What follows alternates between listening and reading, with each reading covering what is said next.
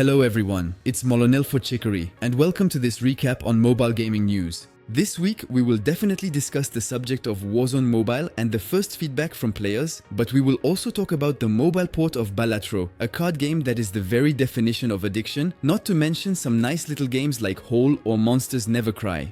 Get comfortable, like the video to support us, and if you like this video, consider subscribing so you don't miss the next ones. Let's go! We will start this recap with our partner of the week, the French MMO Dofus Touch. We have some heavy things to present to you if you know the game or if you're a beginner who has just heard about scams and legendary battles. Get your calendars out. On April 3rd, over 50,000 players will participate in the relaunch of Dofus Touch with brand new servers and an economy to create. And rest assured, you can be part of it. For those who are not familiar with the world of the 12, it is a French universe, imagined by Ankama, with 10,000 maps to explore, PvP and PvE, quests and a truly top-tier humor. Dofus Touch is free to play, no excuses, community is waiting for you in-game on April 3rd.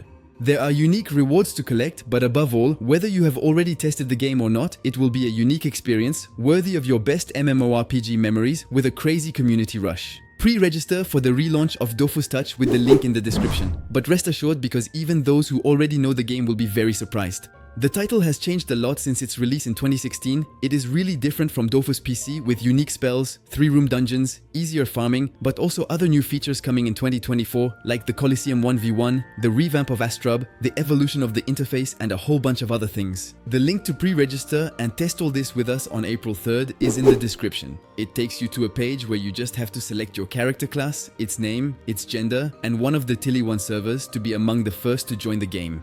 Thank you very much to Dofus Touch for making this recap possible and also to all of you for pushing the channel further and further. A big thank you also to all those who will pre-register with our link in the description. It really supports the channel. Who hasn't heard of Balatro yet? I agree that the game may not impress with its graphics, but beware of appearances. Balatro is a very addictive game that has sold over 1 million copies. Take the rules of poker and incorporate special cards using a deck building mechanic that can alter the game by multiplying points with special effects, thus changing its course. Prepare for deceitful maneuvers and unexpected turns with each fresh hand in this masterpiece crafted by Local Thunk. Balatro is already available on PC. During a Q&A session with the community, the publisher Playstack announced that they are currently developing the mobile version of the game.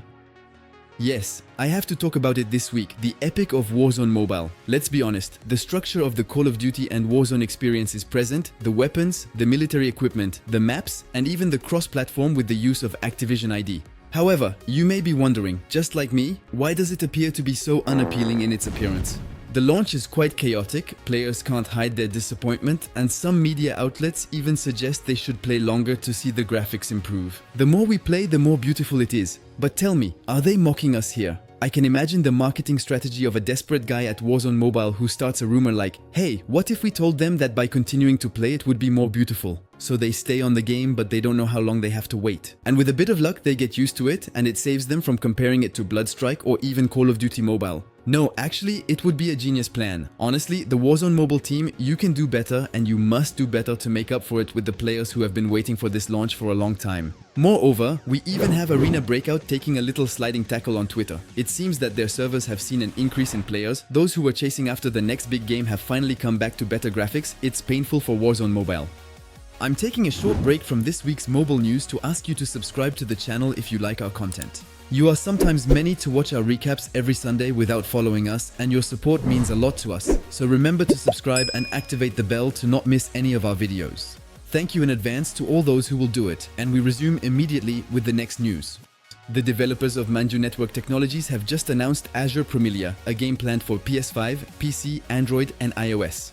The developers of Azur Lane introduce a fantasy world with animated visuals showcasing adorable mounts and grand open missions. The game is up for pre-reg on the official website, and though there's no release date yet, the hype is building with the first trailer. After a soft launch in the Philippines, the famous roguelite Hades arrives on iOS in the Netflix catalog. Hell is running at full power on Apple devices. The content is there, the porting illustrates its fidelity to the ultra-complete title of Supergiant Games, and it's a real pleasure to dive back into the kingdom of Hades. We were a little afraid that the controls of Zagreus, the main character, would not be up to par, but honestly it holds up and we quickly get used to the touch controls. Our EIC Platypus has been playing runs since Tuesday and she only has positive feedback, so go ahead and explore Hades on your phone if you have a Netflix sub. Pre-registrations for Solo Leveling Arise are still open, and the title inspired by the webtoon is entering early access in Canada. Focus your VPN on the country of maple syrup because the first feedback on this adventure is rather positive. The game promises beautiful graphics, optimized performance, and rather intense real-time combat. Early access is calling you, and the game's roadmap has been unveiled and translated to present the new in-game content planned until December. And also, I remind you that the official release of the game will take place in May. Last Thursday, we thought that the apocalypse of mobile FPS was hitting the video game. Fortunately, Blood Strike has raised the level compared to Warzone Mobile. Clearly inspired by games like Apex and Valorant, Blood Strike imposes its characters with special abilities and its explosive approach to battle royale combat. Multiple game modes, numerous weapons to uncover, and even textures. Warzone Mobile is still searching for these at the bottom of the drawer. The aim assist is still too present for the player's taste, but at least we can see what's happening on the screen. If you are disappointed with Warzone, like many players, try Blood Strike, Arena Breakout, or go back to Call of Duty Mobile. Promised, it relieves. Following its testing phases, including a beta in January, Persona 5 The Phantom X finally announces its release date in China for April 12th. Play as an exceptional student who blends in class, and fights until the end of the night. Thanks to Persona, have peculiar encounters and explore locations in an alternate world without neglecting any aspect of your dual life. We are waiting to know what the overall release is, but you will at least have access to the game on April 12th on Chinese servers and soon in Korea. If you regularly follow the recaps, you know that Larian Studios is in a privileged position with a confirmed good guy status since the release of Baldur's Gate 3. Sven Vick, the CEO of Larian, has spoken multiple times about the significant impact of the industry's numerous layoffs since 2023. Initially, he extended an invitation to all to apply at Larian before addressing the audience again this week at the Game Developer Conference. This time, he denounces the greedy practices of publishers who are partly responsible for this disaster for the video game industry. Attention, because Larian has an interest in being irreproachable after this. It is also noted that Alain Lapierre, known for his work at IGN and on God of War, trolled Jeff Keighley by displaying "Please wrap it up" on stage, as was the case at the Game Awards. It smells so much like salt that we really feel like we're at the sea for this year's GDC. I don't think I'm the only one if I tell you that I'm looking forward to the release of AFK Journey on March 27th. To keep us waiting, Lilith Games teases the game with a brand new trailer. The graphics are sublime, the RPG gameplay is simple and effective, and I can't wait to meet you in-game at the end of the month. Honkai Star Rail is preparing for the arrival of its version 2.1 on March 27th, but not only, Yover's space game will celebrate the beginning of May with a special concert on May 1st. The event will be live in Shanghai, China at the Oriental Sports Center. Entitled The Stars Sing For You, the concert will also be broadcast live, so no need to buy tickets for China. A good pair of headphones will do to immerse yourself in the Trailblazers sound universe. The game ETE Chronicle has just been released in China and on APK platforms. This futuristic RPG blends storytelling and real-time combat with mechas. The atmosphere is decidedly post-apocalyptic, and you won't be lost if you're used to games like Honkai Impact 3rd. We don't know yet if the game will have a worldwide release, so for now, if you want to test ETE Chronicle, it takes place in China. Imagine that COVID was transmitted through sound, that a simple creaking door noise would be enough to catch it. Good for the blow there, I'm kidding, but yet it's the very principle of the whole puzzle game that arrives this week on Android and iOS. A disease that changes people into werewolves is spreading via the sound of a howl and endangers all the villages of this fantasy realm. The protagonist, however, is immune to this evil as she is deaf, and the search for a cure relies on her. In terms of gameplay, it's mainly tactical combat with planning movements up to 6 turns in advance. Howl is dark and merciless despite its adorable hand-drawn graphics, and the game demonstration is totally free of charge. Then, the price to access the complete game is €5. Sega continues to make headlines, and the company truly wants to remind the world that Sonic is not completely a has-been character. This week, we learn about the existence of an Apple Arcade game centered around the theme of tennis that is being developed within the English studios of Hardlight. The game is set to release in 2024 with limited details available. We only know it will be an all-stars game featuring a mega crossover of the different Sega universes. The three-body problem is not the only universe with complicated spatial systems. Road to Genesis has planets with many moons and completely hostile environments that blend science fiction and reality. It's a play-to-earn game in private beta since March 15th. For us, the game is just another cash grab, but since some people sometimes ask us in the comments to talk about play-to-earn, there was also the MMO Night Crows last week and Road to Genesis in this recap. It is over, end of the non-fungible token, NFT parenthesis. As we announced in November, the action platformer Katana Zero was supposed to arrive soon in Netflix's premium game catalog. Well, it's done, but only in the Philippines for now. jump, dodge, and dash through deadly levels. You only have one katana, but it's more than enough to deflect bullets when you're this strong. Go back in time in a neo-noir atmosphere in the Philippines while waiting for the global launch that is coming very soon. Like in Dungeon Keeper, become the villain of the story with the release of Monsters Never Cry on Android.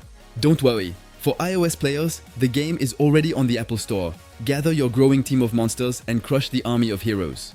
Accumulate resources while AFK, enhance the power of your demonic servants, and expand your malevolent castle in Monsters Never Cry, an addictive game available for free on your phone. Let's assess the year 2023. Huge numbers have characterized the outcomes of the previous year. The number of downloads in the mobile gaming sector exceeds 40 billion, generating a revenue of $53 billion. It's not bad, right? It's true, but it's a shame for the developers who are leaving and the players who would like us to stop treating mobile as a second-rate platform. Well, yes, do it like Dofus Touch. Give us a real complete game with beautiful finishes and a dedicated team. Fortunately, we have publishers like Supercell, Pledis Juice, and Oyoverse who are more accustomed to mobile games and can offer well-finished games. Clearly, China is involved in half of the sections of this recap. Drive Into the Void will be in beta in China on March 28th, and you can already sign up on the Chinese TapTap. This game is inspired by titles like Snowbreak Containment Zone in combat and graphics, so we are excited to see what it will be like once we get our hands on it. I say this because right now, half of the games on Reddit are called Genshin or Snowbreak Killers, and we are clearly below most of the time. After 8 years, Super Mario Run resurfaces. This mobile title, with over 100 million downloads, has not said its last word. It's still going strong. In a fresh update, we come across the typical bug fixes, along with a tantalizing hint of an upcoming event that will bring exciting new features. The case to follow indicates that maybe Nintendo hasn't finally given up on mobile. There were several major news stories that did not get a full segment in this recap, but I will make sure to cover a few updates in a quick zapping. To start, a Pokémon Center pop-up store opens in London from April 4th to 7th. Summoners War Chronicles celebrates its first anniversary with minigames and dungeons. There's also a collaboration between PUBG Mobile and Bentley Motors. Dungeon of the Endless celebrates its 3rd anniversary on mobile, as does Warpass. Diablo Immortal gets an update with the co-op mode. Zenless Zone Zero opens pre-registration for its 3rd closed beta. And finally, a little information, Turkish video game studios are exempt from taxes by the government to boost this industry. This is an excellent opportunity if you want to establish a vibrant and affordable studio. Let's proceed to the recommendations for this week. In premium gaming, Jamobi recommends you to try Hades on iOS as a Netflix game. Find the charismatic characters, insane builds, and the power of combat in Hades in a mobile format without compromising on content or game quality. Included in your subscription, so take advantage of it. And as for free-to-play games, I recommend trying Soul Knight Prequel. Despite a somewhat chaotic launch, the game offers undeniable value on mobile. Embark on an adventure, create your build, join other players, and sow chaos in this cute and colorful pixel art ARPG. The dungeons are waiting for you on Android and iOS with many other features, highlighted by quality translation. Thank you for watching this video sponsored by Dofus Touch, and don't forget to pre-register with the link in the description. We are waiting for you for the big relaunch. We'll be on the Tili1 servers to create a tsunami of historic players. There is not much space left because there are already over 50,000 of us in the starting blocks, so hurry up. Also, we celebrate a happy birthday to Sasha from the Ankama team. And there you have it. This weekly recap of mobile gaming news concludes. I hope you found it enjoyable, and as always, if that is the situation, please remember to like, comment, and share the video, and naturally subscribe to the channel. See you soon.